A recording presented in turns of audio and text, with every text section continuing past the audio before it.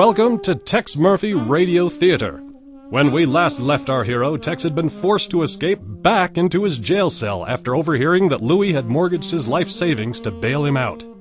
Tex's first stop is Chelsea's apartment, where he discovers several leads and a quick-footed intruder. Sensing that time is running out, Tex decides to gamble Louis's brontosaurus-sized nest egg and skip town in search of Chelsea's brother Chance. And now, our sixth and final episode, at least for now, Games of Chance.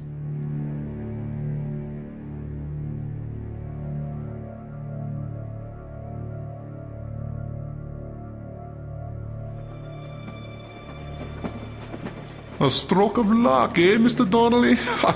What are the odds of us both being on this very train?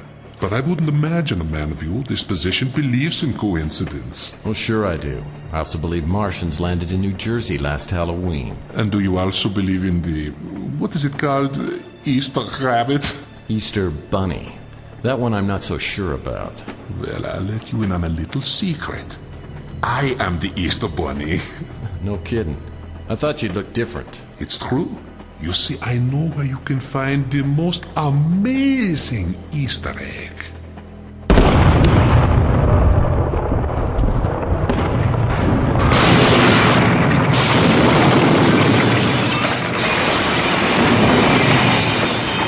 They've blown up the bridge! They know we're here.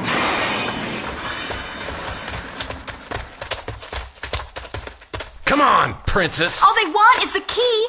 Let's go back. If I give it to them, they'll let us go. It's too late to go back. Now shut up and run! The dreams were becoming clearer, more intense, but they still didn't make any sense. It was like I was in someone else's nightmares. When I woke up this time, it took a second for me to remember that I really was on a train, the disoriented express. 2 hours earlier, I'd made a new friend in the pawn shop business, and his name didn't rhyme with crook. My so-called friend would have accused me of stealing Chelsea's books, and while that was technically true, I didn't need to hear it from him. Besides, Chance Bando had been right about the old books. They were worth a bundle, and Rook would have lied through his wooden teeth and given me pennies on the dollar. The bitter little midget was so tight dogs howled whenever he passed gas. As it was, my new pawn shop pal had given me more cash for the books than I'd earned in the past 2 years. Granted, that wasn't saying much, but it was enough to get the ball rolling, or highball, as it were. What can I get you? Bushmills and water with a shot of Bailey's. Make it a triple and hold the water. One Irish makeover coming up. I don't know why I'd taken the train. Maybe it was the romantic in me, but it was also cheaper than flying and faster than walking. A few rounds later, we were within view of the Strip.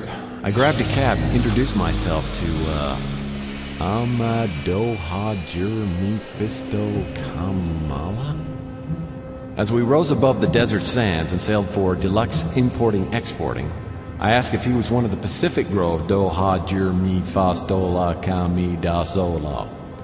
But he informed me that the spelling was different and then refused to talk to me for the remainder of the flight. 10 minutes later, he dropped me off at a strip mall. Chance's establishment was sandwiched between the Peep Show Palace and an Indian restaurant. The Navajo taco sounded pretty darn good, but I was driven by a sense of urgency, and I was hoping Chance's place had a restroom. Front door was good and locked. I thought about kicking it in and doubted anyone would care, but all things considered, I thought it best not to attract any unnecessary attention. Besides, my bladder felt like a cracked piñata, and one good jolt might cause me to spill the goodies. I jogged as gently as possible around the back of the strip mall. I was about to irrigate the desert floor when I saw something that made me immediately forget my P's and Q's. A sliver of light through a slightly open back door of Deluxe Importing Exporting. I slipped inside and crept towards the source of the light. I peered around the corner into a small office lit by a green-shaded banker's lamp. I liked what I saw. The dame was turned away from me, thumbing through the contents of a file cabinet drawer. Raven hair tumbled onto the shoulders of her cream-colored blouse. A close-fitting black skirt with an impossibly narrow waist stopped just above her knees. And the dark seam in her sheer black nylons ran straight down into the heels of her glossy black pumps. I needed a cigarette. Make one move and I'll scream. You took the words right out of my mouth. What are you doing here? Just having a cool, refreshing llama light. What are you doing here? I work here. Well, you should try unlocking the front door. I've heard it's good for business. We're not open. Mr. Bando isn't here, and I'm just his personal assistant. Business must be incredible. Allow me to introduce myself. The name's Tex Murphy, and I'm friends with Chance's sister. She disappeared, and I think he might know something about it. Oh, and I am a PI. I've got a license and everything. Let me see. So, where's your boss? I wish I knew. He's been gone over a week and I haven't a word. He's never done this before, and I'm afraid something may have happened to him. You got any proof of that? Or is that what you were looking for in the file cabinet? No. He said he'd write me a check, but he didn't. I need to pay the rent on my flat. Your flat? Tell you what, doll. I got so much cash I'm walking with a limp. Maybe we can work something out. Let me go ahead and clarify that.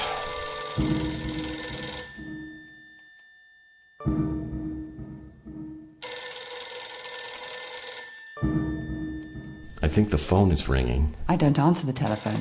It's no wonder he doesn't pay you. It's not that. Chance insists on handling all the customers directly. I'm not to answer any calls. Mr. Bando? Who wants to know? You're late for your appointment with Mr. Kazastanis. How late? 9 days. If you want to see your sister in one piece, you have exactly 1 hour.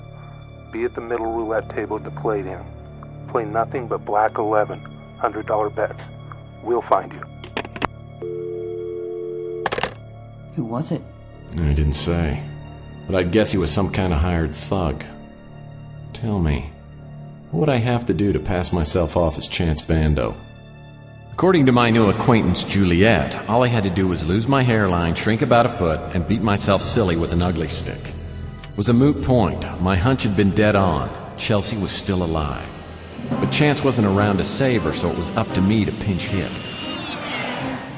Juliet was nice enough to let me ogle her legs out of the corner of my eye as she gave me a ride to the Parthenon. Don't get me wrong, Chelsea was still the girl of my dreams. Come on, even Chelsea would have stared at her.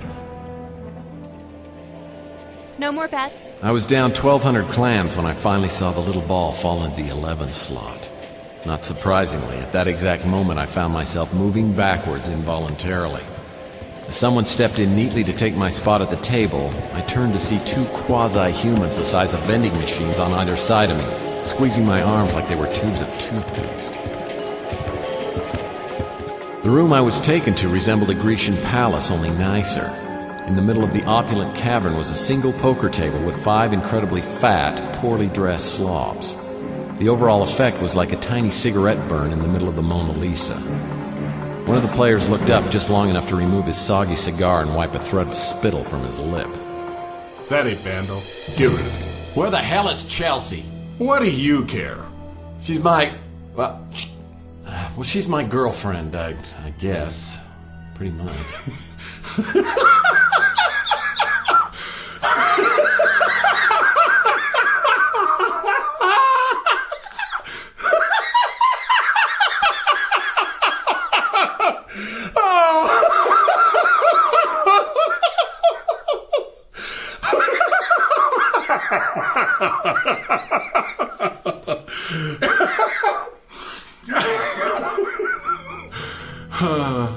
After old Pokerface calmed down, we laid our figurative cards on the table.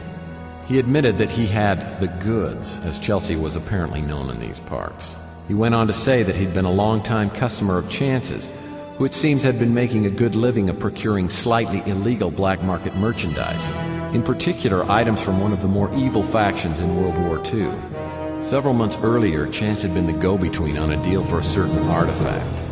Kazastanis had fronted a down payment for it, then Chance had amscrayed. Most of what Kazastanis said was Greek to me, but it all boiled down to this. I'm a sporting kind of guy, Murphy. I don't want to do nothing to your girl, and I'll hand her over to you safe and sound. And I don't even care if it's to you or to her brother. But you're either going to find the artifact or give me my 600 grand. With that, the wet cigar went back into his mouth and I went bye-bye. As I was loaded unceremoniously into a taxi, they handed me the $3,500 I'd won at the roulette table. Kazastanis really was a good sport, but I didn't like the odds he'd given me. Coming up with 600 grand was just ridiculous. and he hadn't bothered to mention what the artifact was. On the bright side, I still had a pulse, and I was up 23 bills for my night's work. I leaned back and closed my eyes as the taxi started to fly off into the sunset. Hold up a second. The thing you're looking for, everyone's looking for it. It's in the possession of the Armageddonists. But I'm telling you now, they would give it up to get their hands on you. Why would they want me? It's not you they want. It's who you were.